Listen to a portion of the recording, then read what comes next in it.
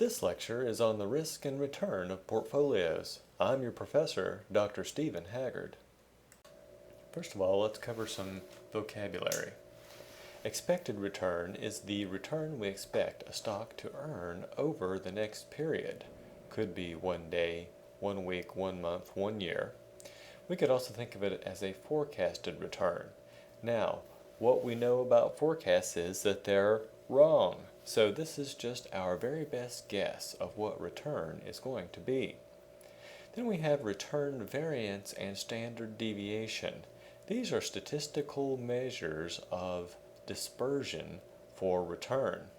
And the more dispersed the return is, the riskier it is. So these are measures of an individual stock return volatility or riskiness. Please remember from statistics that standard deviation is the square root of variance. And finally, we have covariance and correlation. These are measures of how the return of two different securities are related to each other. For instance, if one went up while the other went down, we would say that they have a negative covariance or correlation.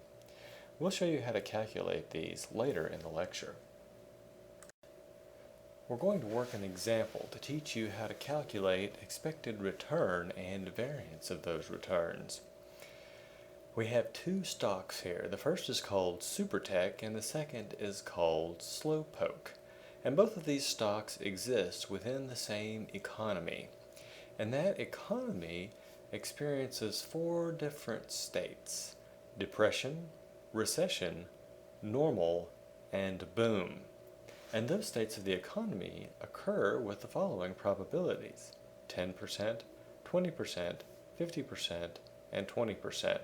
Notice these are stated here as decimals. In each of those states of the economy, the stocks have different rates of return that they are expected to provide. For instance, for SuperTech, in depression, is expected to return minus 30%, once again expressed as a decimal. In recession, it's expected to return minus 10%. In normal times, it's expected to return positive 20%, and in boom times, positive 50%. Down below, we see Slowpoke is expected to have no return in depression, 5% in recession, 20% in normal times, and minus 5% in boom times. Now you might ask why a stock would have a negative return during boom times. If the firm produces what's known as an inferior good, the demand for that good would be lowest in the best state of the economy. For example, think about bargain brand beer. When times are really good, do people buy bargain brand beer? No, they would typically buy something nicer, like an import or maybe Samuel Adams. And so you can think of this product as something that people would buy less of when times were good, leading to negative returns during boom time.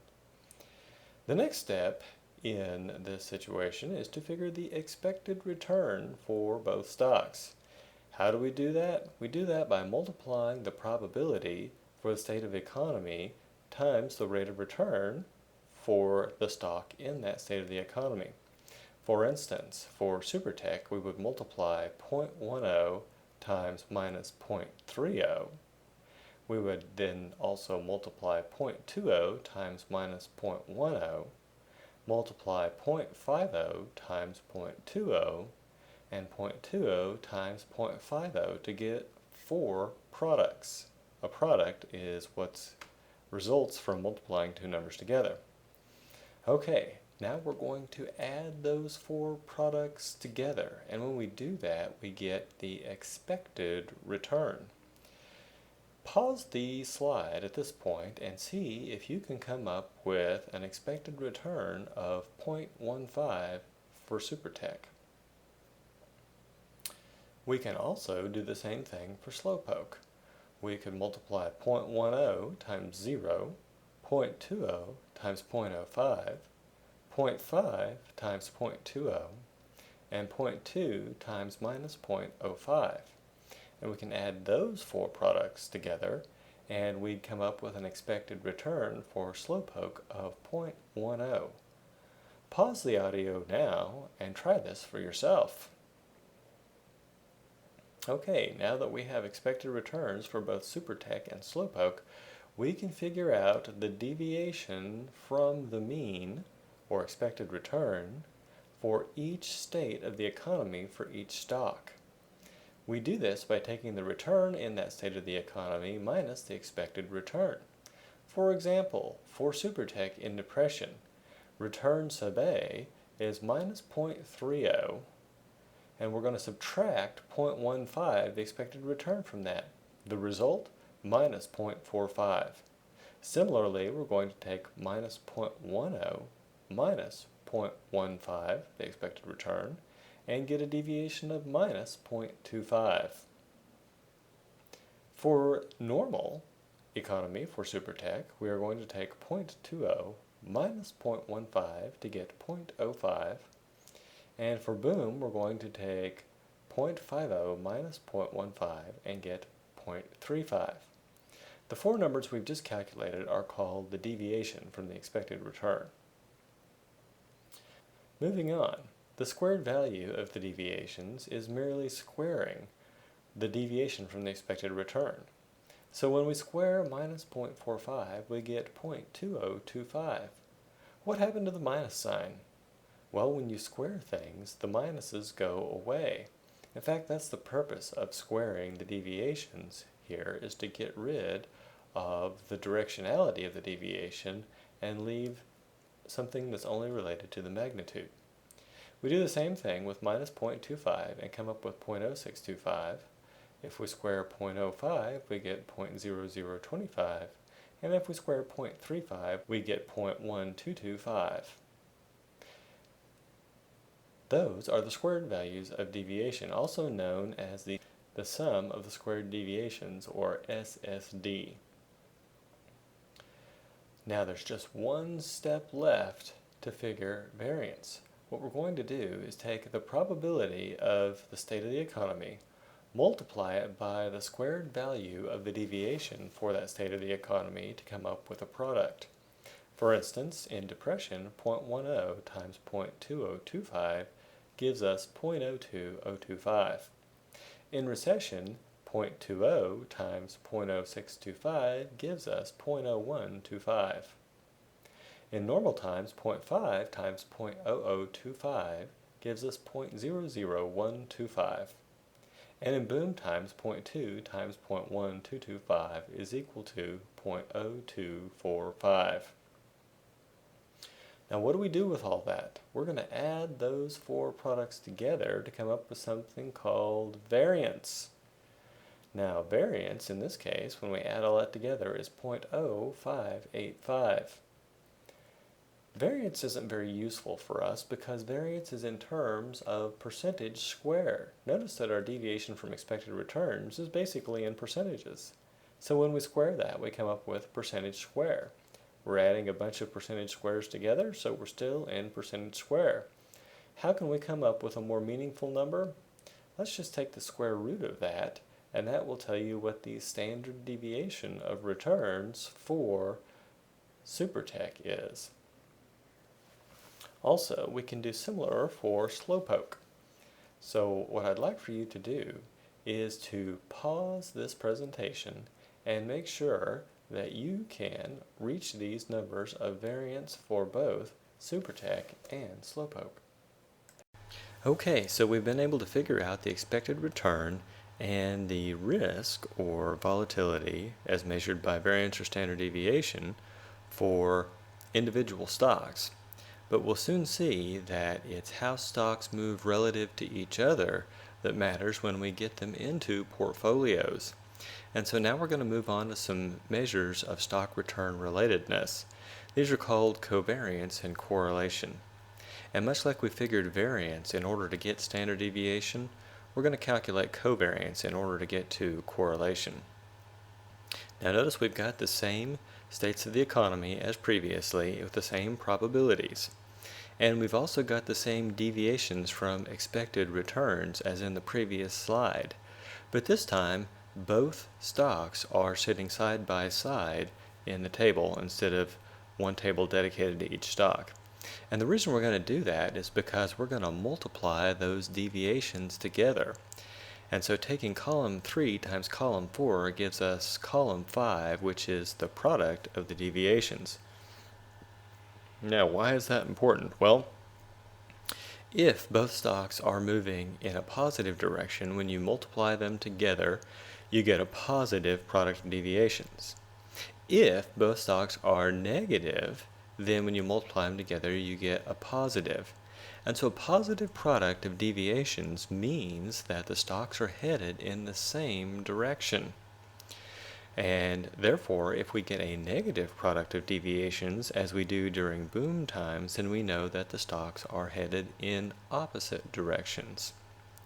Now, similar to when we figured variance earlier, what we're going to do is take the probability of each state of the economy and multiply it by the product of deviations in that state of the economy. For example, in depression, 0.10 times 0.045 gives us 0.0045. Similarly, 0.2 times 0.0125 gives us 0.00250, as does 0.5 times 0.005. Finally, 0.2 times minus 0.0525 gives us minus 0.0105. We're going to take all those products that we just calculated and add them together. And the sum of all those products is the covariance. Now, covariance is a lot like variance in that it has units of percent squared. And therefore, it's not an ideal measure for us because it's really hard to interpret. And so in order to make covariance into something that we understand better, we're going to divide covariance by the products of the standard deviations of slowpoke and supertech. Now notice here at the bottom we have the formula for correlation. I'm using A to represent supertech and B to represent slowpoke. How do we get the standard deviation of supertech and slowpoke? We just take the square root of the variance from the previous slides. Okay, now let's actually go through the calculation for correlation. Our covariance was negative 0.001 from the previous slide. And from 2 slides ago, we know that the variance of supertech is 0.0585 and that the variance for slowpoke is 0.011. And so we're going to take the square root of both of those numbers, then multiply them together. The little caret symbol means exponential, and the 0.5 means 1/2 power. Taking the square root of something is the same as taking it to the 1/2 power. And when we do all this math out, what we get is the correlation of supertech with slowpoke is minus 0.03942083. Now I've used a lot of decimal places here, but when we're doing calculations like this, you really want to keep all your decimal places right up until the end. In fact, if you're going to use this number in a later calculation, what you'll want to do is actually leave it in your calculator, perhaps by storing it in the memory. So why do we go to all the trouble to calculate correlation? Well, it's because correlation is a superior measure of relatedness, and here's why. Covariance, as we've said before, has the same units as variance, basically percent squared, so it's very hard to interpret. Correlation, on the other hand, is unitless because it's covariance, which is percent squared, divided by standard deviation multiplied by standard deviation, which is percent squared, and that stuff cancels out. Now, as a result, the correlation is much easier to interpret. Also, one other thing, correlation ranges from -1 to +1. If correlation is -1, then the stock returns are perfectly correlated. That means not necessarily that if one stock's up 1%, the other one will be up 1%. What it means is that if one stock is up, the other one will be up by a constant amount. In other words, if one stock is up 1% and the correlation is 1, the other one might be up 2%. And if the first stock were up 2%, then the second stock would be up 4%. And so the constant factor here would be 2. One would move twice as much as the other, but they're still moving in the same direction and always by this constant factor. On the other hand, if the correlation is negative 1, then we'd say they're perfectly negatively correlated. And they would be related to each other by a constant negative factor. For example, one stock might be up 1%, the other one would be down negative 2. The first stock would be up 2%, and the second would be down negative 4. This time the constant factor would be negative 2. So, why is that important? Well, we know that correlation is bound between negative 1 and 1, and that helps us to be able to interpret numbers. For instance, our number of minus 0.039. Is that closer to minus 1, 0, or 1? Well, it's actually much closer to 0 than it is to either end of the spectrum. And so these two stocks are actually fairly unrelated to each other. Think about it this way. This thing is only 4% of the way toward perfect negative correlation. It's barely just to the left of 0. And so these stocks really, the movement of one doesn't have much to do with the movement of the other. Here we have some examples of correlation. If we've got perfect positive correlation, upper left-hand corner, you can see that the two stocks move together. Once again, they don't have to move exactly together as long as they're related by a constant positive number. In other words, you can multiply the small one by a positive number to get the second one, then they will be perfectly positively correlated. On the other hand, if they're perfectly negatively correlated, that constant factor would be negative. And so if one was up 1%, the other might be down 3%. If the first one were up 2%, the other one would be down 6%, and so on. Then we have zero correlation, where the movements of the stocks are unrelated. The movement of one has nothing to do with the movement of the other. Let's talk now about how to get the expected return for a portfolio. It turns out that the expected return for a portfolio is merely the weighted average of the expected returns of the components. Let's do a little example here. Consider a $100 portfolio with $60 worth of SuperTech and $40 worth of Slowpoke. The expected return on this portfolio is simply going to be the weighted average. Now, what do we mean by a weighted average? Well, first of all, we have to figure out what the portfolio weights are. For SuperTech, that's going to be $60 divided by $100, or 0.6. And for Slowpoke, it's going to be $40 divided by $100, or 0.4. Notice that Slowpoke and SuperTech have to add together to the total portfolio value because they're the only things that we have in the portfolio. Moving forward, let's get the expected return for the portfolio. We merely multiply that portfolio weight for SuperTech times its expected return. And we do the same thing for Slowpoke. We take its portfolio weight, multiply by its expected return. Now to finish up our example. The weight on SuperTech is 0.6 and its expected return is 15%. The weight on Slowpoke is 0.4 and its expected return is 10%. So we do the math and we come out with an expected return for the portfolio of 13%. Now just a reminder, where did we get the expected return of SuperTech and the expected return of Slowpoke? That came from our earlier calculations using the probability of states of the economy and the expected returns in each of those states. Now, in the real world, do we have such numbers? Probably not, and so typically what we would use is a historical average return for a firm. If the firm's business and its place in the economy have not changed dramatically over time. So we've calculated the expected return on a portfolio, and now we need to take a look at the risk on a portfolio. And of course, we always start out by calculating the variance, which will later turn into standard deviation.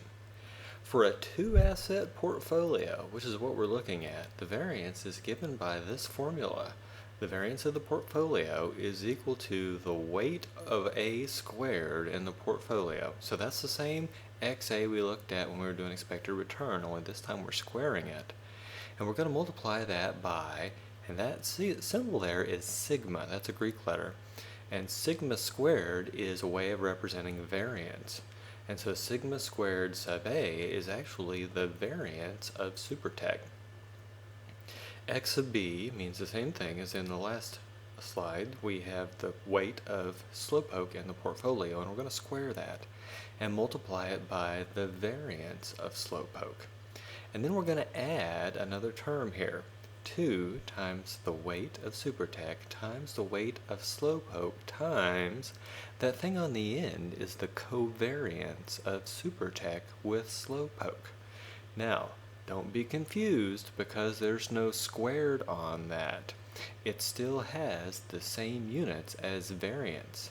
So sigma A comma B is the covariance of A with B, and it has the same units as variance.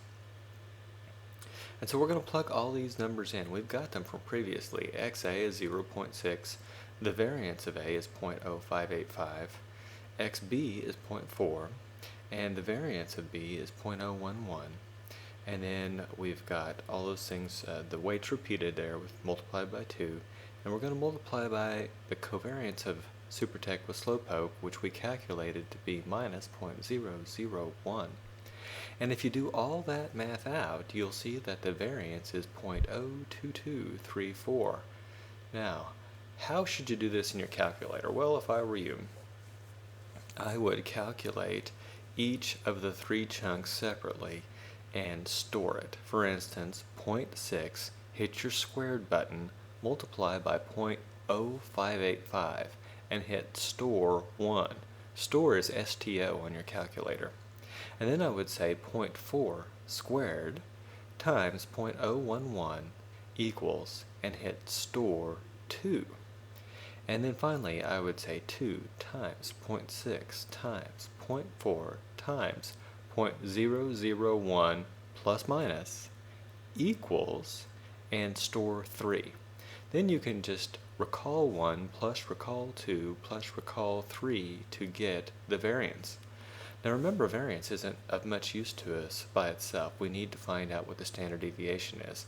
So we're going to take the square root of that, and we'll get 14.95%. Now it's going to come out of your calculator as 0.1495, but we know this has the same units as return, so we can express it in the same way, as a percentage. A common mistake that students make is to think that the portfolio standard deviation is just a weighted average of the standard deviations of the component assets' returns. And if we did the math here, what we would come up with is that the standard deviation for the portfolio in this way is 18.71%. Is that correct? No, we just calculated the standard deviation of the portfolio return to be 14.95%. So the big question is, why is the standard deviation on the portfolio lower than the weighted average standard deviation of the portfolio components? The answer is the most amazing finding in all of finance, and that is that you can have a portfolio that gives you a weighted average of returns, but through the magic of diversification, you don't have to put up with all that risk. Because it turns out that adding any asset with less than perfect correlation with a portfolio to that portfolio eliminates some risk without eliminating return. How? We're going to rewrite the equation for portfolio variance to demonstrate. Here we go. Do you see the formula that we've used previously when we calculated the variance for the portfolio? What we're going to do is take our formula for correlation. By the way, correlation can also be represented by the Greek letter rho, which kind of looks like a P. And so rho, A comma B, simply means correlation of A with B. And it's equal to the covariance of A with B divided by sigma sub A is the standard deviation of A, and sigma sub B is the standard deviation of B. So this is the same formula that we used to calculate correlation earlier. And all I'm going to do is algebraically rearrange that thing by multiplying both sides by the standard deviation of A and the standard deviation of B. Now don't freak out, I swapped sides of the equation there. That's all I did. Multiply both sides by standard deviation of A, standard deviation of B, and swap sides. Now, I can use the substitution principle and substitute this new formula for the the covariance of A with B. I'm going to plug that into that equation at the top. And once we substitute it back in, we get this equation that's down at the bottom. Now, what if the stocks were correlated perfectly? In other words, their correlation was 1. Well, let's plug that into our formula and find out what would happen. So you recognize all this from earlier, and if you still have it in your calculator, where xa squared times the variance of A is stored as 1, and xb squared times the variance of B is stored as 2, you don't have to redo that part. And so all you have to do here is take 2 times 0.6 times 0.4 times 1 times 0.242 times 0.105, and you'll end up with the variance for the portfolio if the assets are perfectly correlated. And it turns out that when you take the square root of that variance, the standard deviation of the portfolio is 18.71%. Does that number look familiar? It should, because it's the same thing that we got when we took the weighted average of the standard deviations of the portfolio components. And so, if the assets are perfectly correlated, the portfolio risk is just the weighted average of the component risks. However, if correlation is anything less than perfect, risk is reduced. We call this the diversification benefit or diversification effect.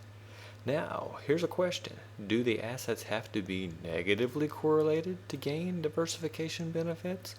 No, once again, they just have to be less than perfectly positively correlated.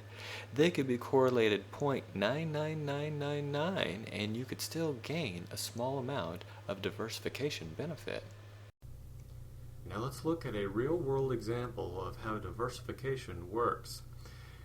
We have a list here of different investments and the standard deviation of their returns.